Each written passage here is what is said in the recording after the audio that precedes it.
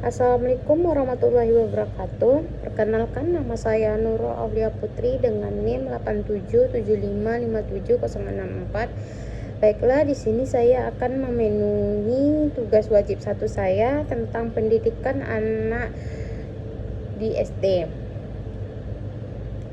Jadi, di sini saya memilih modul 3 dengan perkembangan moral dan sosial pada anak usia sekolah dasar.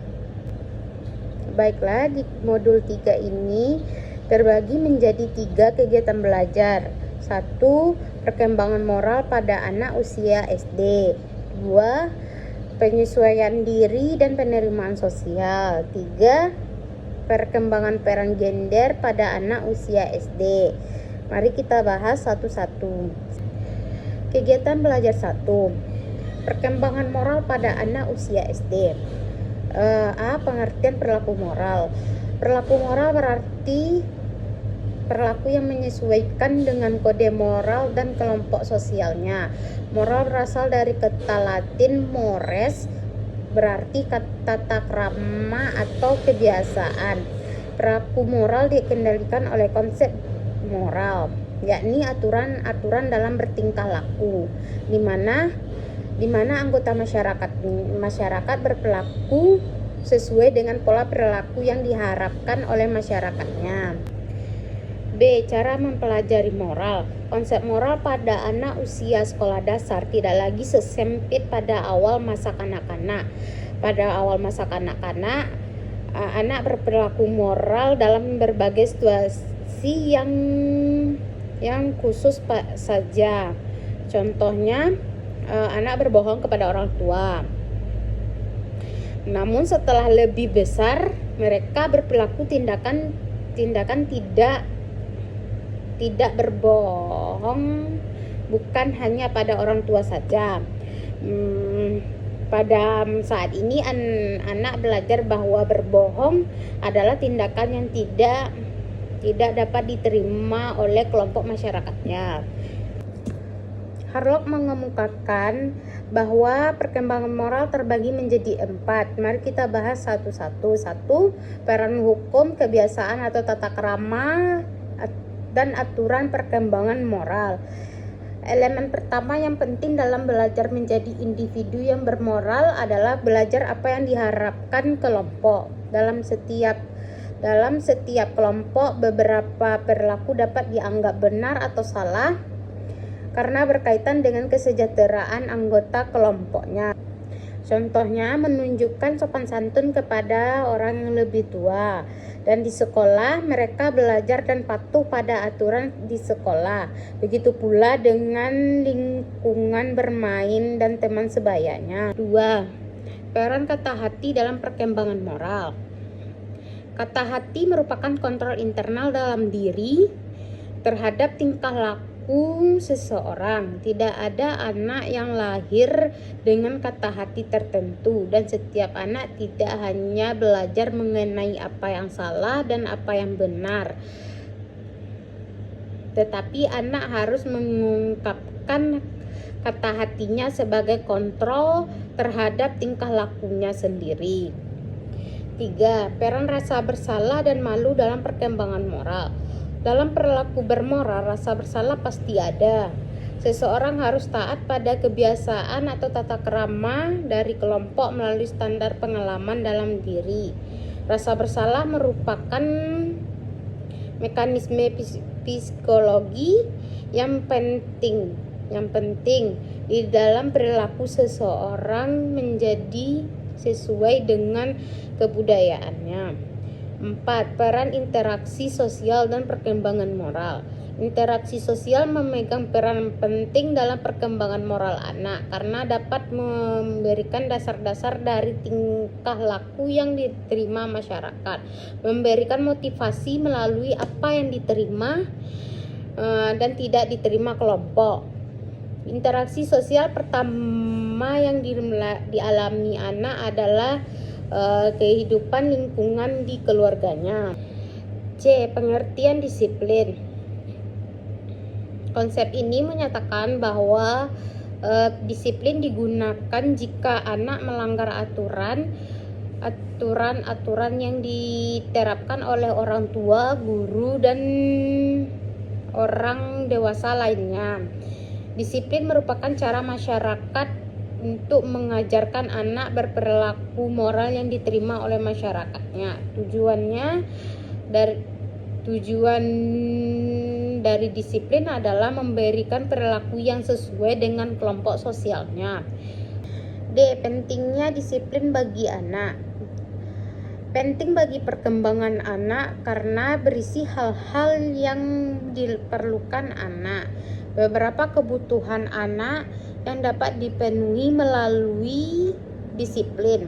1. Disiplin membuat anak mempunyai peran benar dan atau salahnya. 2. Anak belajar mengapa pola perilaku tersebut diterima dan tidak diterima. Hal-hal penting dari disiplin untuk anak usia sekolah dasar. 1. Alat untuk membentuk moral. 2. Penghargaan. 3. Hukuman. 4. Konsekuensi. Pemberian hukuman dan penghargaan. Menanamkan aturan-aturan dan disiplin melalui hukuman dan penghargaan tampaknya tidak dapat diabaikan. Adanya hukuman membuat anak tidak akan mengulangi perilaku yang salah, sehingga anak belajar tentang baik buruknya perilakunya. Adapun pemberian hukuman dapat berfungsi untuk 1. Membatasi anak agar tingkah laku yang tidak diinginkan tidak diulangi lagi. 2. Mendidik dan memotivasi untuk menghindari terjadinya tingkah laku sosial. Pemberian penghargaan pun sama dengan hukuman, yaitu memotivasi anak untuk mengulangi perlakuan yang baik yang dapat diterima oleh lingkungan si anak. Dengan demikian, anak akan lebih mudah menyesuaikan diri. Oleh karena itu, fungsi pemberian penghargaan adalah 1. Nilai mendidik karena pemberian penghargaan menunjukkan bahwa tingkah laku anak adalah yang sesuai dengan apa yang diharapkan oleh lingkungan si anak. 2. Motivasi agar tingkah laku yang diterima diulang kembali. 3. Penguatan untuk tingkah laku yang diterima secara sosial. Selanjutnya F. Arti agama bagi anak usia sekolah. Anak mempunyai keyakinan beragama yang diperoleh dari orang tuanya atau lingkungan dari rumahnya. Misalnya anak-anak diajarkan memiliki Tuhan sebagai seseorang yang akan marah jika anak-anak berbuat kesalahan dan akan menghukumnya untuk dosa yang dilakukannya. Di lain pihak, berbagai perayaan keagamaan di lingkungan rumah atau sekolah juga diperkenalkan pada anak. Misalnya bersalam-salaman untuk saling memaafkan setiap menjelang hari puasa. Memperkenalkan pada anak mengenai berbagai hari besar seperti Idul Fitri, Natal, Yepi, Waisak, dan lain-lainnya. Mari kita lanjutkan pembahasan tentang kegiatan pembelajaran 2, yaitu penyesuaian diri dan penerimaan sosial. A. Makna perkembangan sosial bagi anak usia sekolah dasar. Perkembangan sosial merupakan kemampuan untuk berperilaku sesuai dengan harapan kelompok sosialnya. Ada 3 proses tersebut adalah 1. Belajar untuk bertingkah laku sesuai dengan cara atau norma yang berlaku. 2. Bermain sesuai dengan peran sosial yang diharapkan. 3. Mengembangkan sikap-sikap sosial. D. Pola-pola tingkah laku yang dapat dipelajari dari anggota kelompok sebaya. Kehidupan kelompok sebaya turut berperan dalam perkembangan tingkah sosial seorang anak. Hal ini tidak dapat terjadi pada kelompok anak usia sekolah, tetapi juga sebelumnya maupun pada masa remaja maupun dewasa. Beberapa pola tingkah laku yang umum dipelajari anak dari lingkungan kelompok sebayanya. 1. Hal-hal yang diterima maupun tidak diterima secara sosial, yaitu timbulnya perbedaan antara apa yang telah diterapkan di rumah dan sekolah dengan lingkungan kelompok sebayanya. 2. Terlalu peka atau sensitif. Perilaku peka menunjukkan pada apa yang diharapkan seseorang anak untuk harapan sosialnya. 3. Mudah terpengaruh, yaitu ada anak yang mudah terpengaruh oleh anak lain, sebagaimana pada anak yang terlalu peka atau sensitif. Hal ini karena perkembangan dari adanya kebutuhan anak atau perhatian dan penerimaan sosial si anak tersebut. 4. Kompetisi atau persaingan. Contohnya persaingan antara anggota kelompok sebaya anak yang dapat menimbulkan permusuhan dalam kelompok sehingga akan membuat perpecahan kelompok sebaya anak tersebut. 5. Hubungan yang baik merupakan kemampuan untuk bekerja sama dengan orang lain yang dapat dipelajari melalui lingkungan rumah anak tersebut. 6. Tanggung jawab.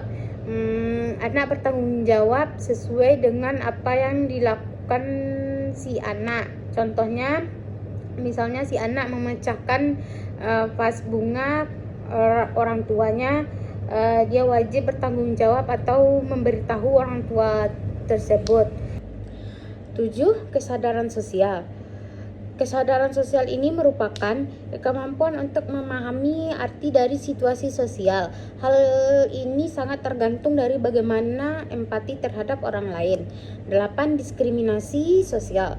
Yang dimaksud dengan diskriminasi sosial di sini adalah kecenderungan untuk membuat perbedaan antara individu berdasarkan tanda-tanda tertentu. Lanjut, kegiatan belajar 3, yaitu perkembangan peran gender pada anak usia sekolah dasar. A. Pengertian gender. Jenis kelamin lebih menunjukkan pada dimensi biologis dari menjadi laki-laki atau perempuan. Sementara gender merupakan dimensi sosial dari menjadi laki-laki atau perempuan.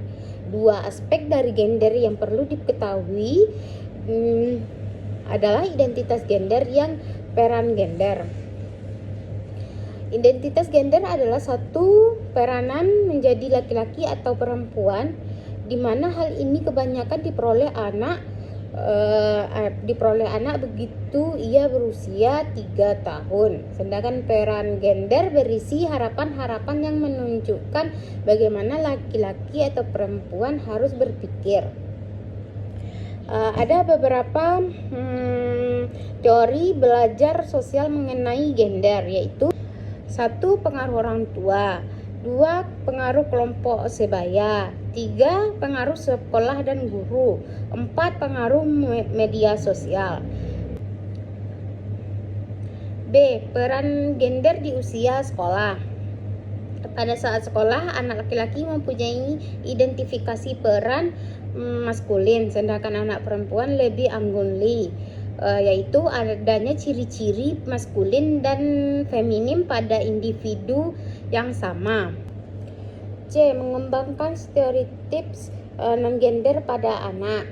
Untuk mengurangi stereotip gender pada anak-anak, perlu dilakukan beberapa cara oleh orang tua dan guru. Misalnya, orang tua maupun guru dapat membantu anak-anak untuk lebih mengenal peran gender laki-laki dan perempuan. Orang tua atau guru hendaknya menghargai apa yang dilakukan anak bukan karena dia laki-laki atau perempuan.